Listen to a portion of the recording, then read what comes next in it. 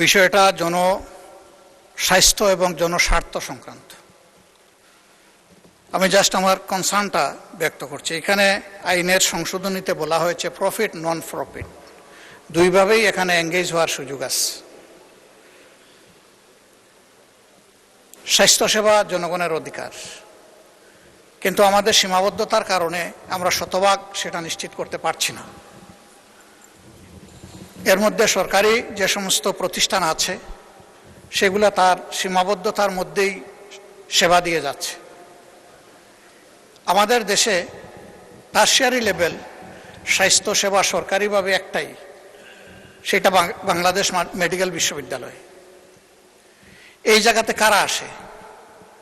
যাদের সামর্থ্য কুলায় না, বাইরে প্রাইভেট টারশিয়ারি লেভেলের চিকিৎসা সেবা নেওয়ার, তারা এখানে আসেন। এখন এখানে যদি আবার প্রফিট বেসড কোনো ইনিশিয়েটিভ নেওয়া হয় বা যুক্ত করা হয়, এখানে জয়েন্ট স্টক কোম্পানি থেকে এটা রেজিস্ট্রেশন নিতে হবে। জয়েন্ট স্টক কোম্পানিতে রেজিস্ট্রেশন যারা নেয়, নেচার দুই ধরনের, একটা হচ্ছে বিজনেস বেসড আর একটা হচ্ছে চ্যারিটি বেসড। এখানে যদি শুধু চ্যারিটির মধ্যে নন প্রফিটের মধ্যে কিছু থাকে আমার কোনো আপত্তি নাই, কিন্তু প্রফিট কনসার্ন কিছু আসলেই জনগণের উপরে কিন্তু আবার একটা বড় ধরনের দায় চাপবে। যেটুকু স্বাস্থ্যসেবা পাওয়া যাচ্ছে সেটাও বিঘ্নিত হওয়ার আশঙ্কা দেখা দেবে। তারপরে এটাকে অপারেট করতে গিয়ে মেকানিজম যেটা করা হবে, সেখানে আমরা শতভাগ যদি ট্রান্সপারেন্সি নিশ্চিত করতে না পারি, তাহলে যা আছে সেইটাও শেষ হয়ে যাবে আমি মনে করি। আমার এই ধারণা থেকে আমি অনুরোধ করব যে মাননীয় স্বাস্থ্যমন্ত্রী তার বিলটাই প্রত্যাহার করুন, আরও চিন্তা ভাবনা করে স্বাস্থ্য সংক্রান্ত স্থায়ী কমিটি গঠন হোক, তারা আরও বিবেচনা করে ভবিষ্যতে যদি কোনো জনকল্যাণকর বিল আনতে হয় তাইলে সেটা আনাই যুক্তিসঙ্গত হবে বলে আমি মনে করি। মাননীয় স্পিকার, আপনাকে ধন্যবাদ। এই বিশেষ কমিটির মিটিংয়ে আমি নিজেও উপস্থিত ছিলাম, মাননীয় স্পিকার, রিপোর্টের মধ্যে উল্লেখও আছে।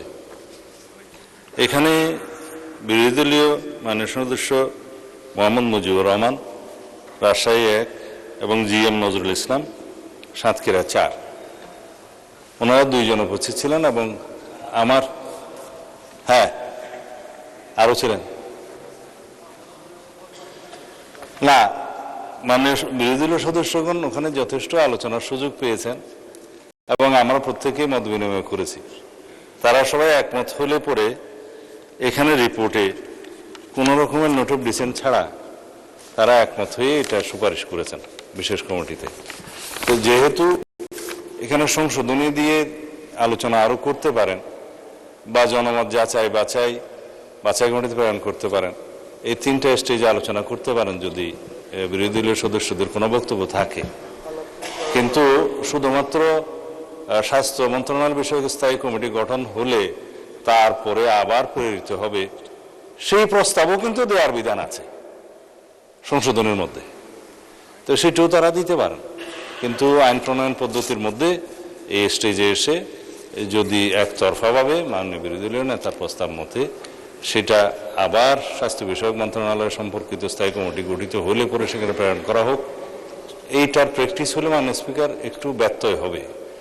এই প্রস্তাবও তারা আনতে পারে যে আমরা এই কমিটির বিশেষ কমিটির রিপোর্টে সন্তুষ্ট নই, আমরা স্বাস্থ্য মন্ত্রণালয় বিষয়ক স্থায়ী কমিটি গঠিত হলে পরে রুলস অফ প্রসিডিউরের বিধান মতে অবিলম্বে বিবেচনাতে গ্রহণ করার জন্য যখন প্রস্তাব করবেন, তার বিপরীতে বিরোধী দলীয় সদস্যগণ কিন্তু জনমত বাছাই যেমন করছে, আবার সংশোধনীয় দিতে পারবে, আবার ইচ্ছা করলে স্থায়ী কমিটিতে প্রেরণের জন্য একটা প্রস্তাব দিতে পারবে, সেটা এখানে আলোচনা হতে পারে। মাননীয় স্পিকার, আপনাকে ধন্যবাদ।